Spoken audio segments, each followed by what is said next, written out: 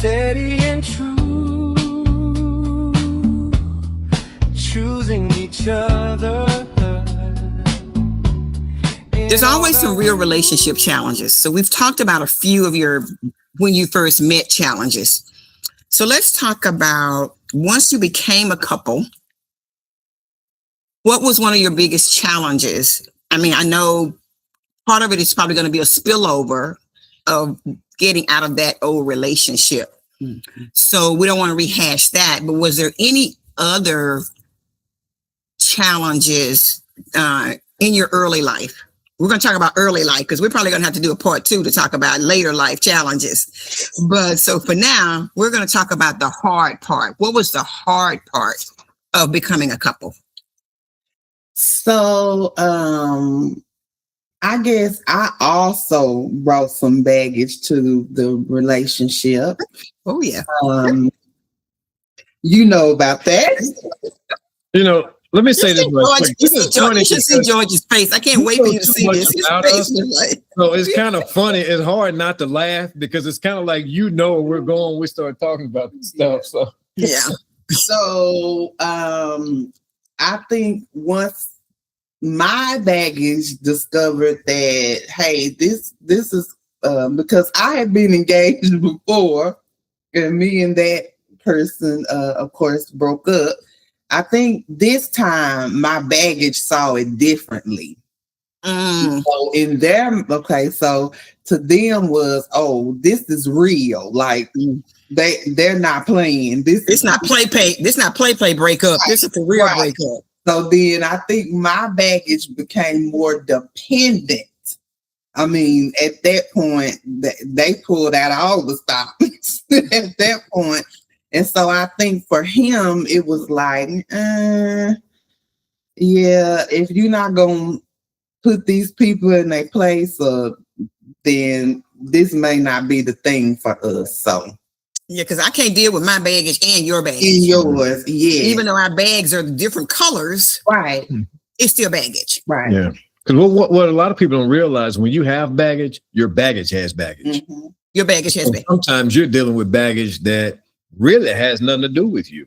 And I think the thing is when you compare that with our age and lack of experience, it's a little bit rougher. Because you haven't mastered the communication piece. You haven't mastered a lot of the other pieces of your relationship that allow y'all to deal with that baggage together. So, and I think what made our baggage complicated is because we had known each other so long.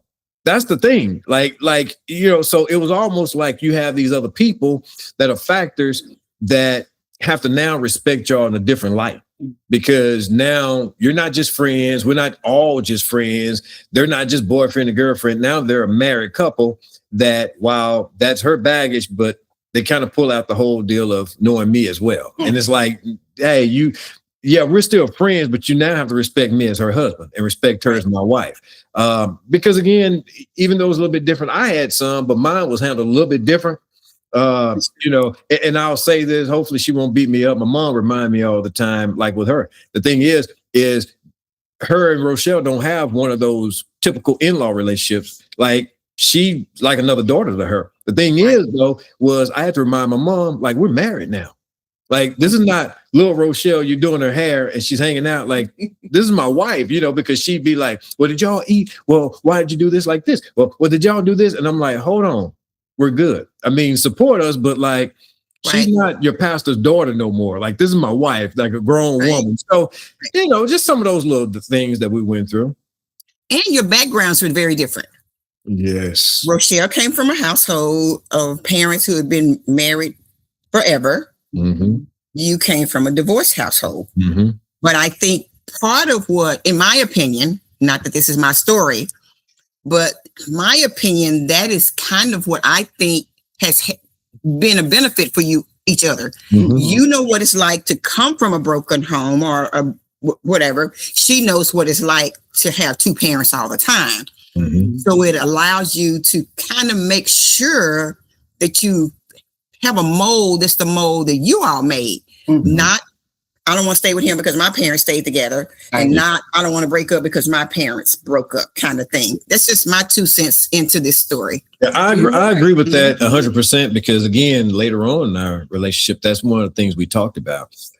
Because my parents broke up when I was at a young age. It was a little bit different because it wasn't like a nasty divorce. Right. And it was weird because I was like, y'all divorced, but my dad lived up the street. Like, why is he coming up to dinner, but y'all divorced? You know, it was hard for me to understand that, but now I appreciate it now. And then the conversations that they had with me dealing with divorce, realizing that, you know what, when they came back later and said, had we known then what we know now, we would have still been together. That helped me out a lot, because I was like, okay, I don't want to be that couple. I want to be the couple that I want to break the generational curses. I don't want to be that couple. Yeah. So you've kind of answered this already, but I'm going to ask it anyway. What kept you fighting for each other with the baggage, with the parent background?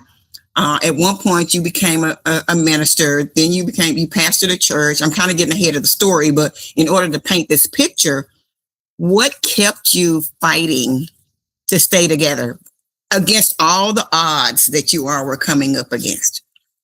You want to answer first? No, go ahead. I heard something that was controversial, but it made so much sense. And that love is not enough. Love itself is not enough. You see families that love each other, but do not want to deal with each other. That's true. I love my brother, man. I have 2 brothers. I love them to death. But even as kids, we fought. We didn't, we wanted to get out of the house with each other. We didn't want to be in the same room. So think about a person that does not have that bloodline and does not have those biological ties to you, that is easy to divorce if you get mad at them. It's easy to just walk away. So a lot of times we're taught, oh, as long as you love each other, that's not enough, because I can love you from a distance. So the thing is when I heard that and I really soaked that in, I realized that it took more than love. And I think that's what relationships start off of. Oh, we love each other so much. But then what about the hard times? What about the times when you can't stand each other? What about the times when you wake up and you do not like that person, or, you have to learn how to fall in love every day, because we're always changing. You love that person that you met, but what about the person they are right now? When you look at that person and go, why the hell did I marry them? Yes. So you can't. So just to be taught that love is not enough. You have to somewhere make up in your mind the determination that this is who I'm going to be with. This is what I'm going to do. And to be honest with you, as comical as it may sound, at a certain point in our marriage, I looked at her and said, you know what? We've been together so long. We're now part of each other's history. If we get tired of each other, we better figure out how. Listen, we don't. Too bad you said. Yeah, we done built this house. If you got to go in that room and I live in this room, we're going to figure out how to make it work, because it is what it is now, and yeah. So, and I know we're going to this is going to mesh with some stuff that you're going to talk about later. But when we made that decision, it's kind of like, this is what it is. Who has the time to go back through all of that stuff when you made this history? It just is what it is. And I feel like it was a calling. But some of the other stuff we went through in life, and because I care so much for her, and I cared for her as a friend way before husband and wife, there are some things that we've been there for with each other that I don't believe anybody else would have been able to handle that calling and that assignment. That we were designed for those actual assignments, those tasks. Which is what caused me, it's those kind of things that caused me to name this segment Love in Motion. Mm-hmm. Because love is in motion. It changes constantly. Mm-hmm. There is love for someone. There's in love with someone. There's love from afar. Mm-hmm. There's so many facets to the word love, and people like to just use it as a blanket. Yeah. Mm-hmm. It's not a blanket. It is ever changing. It is ever evolving. Love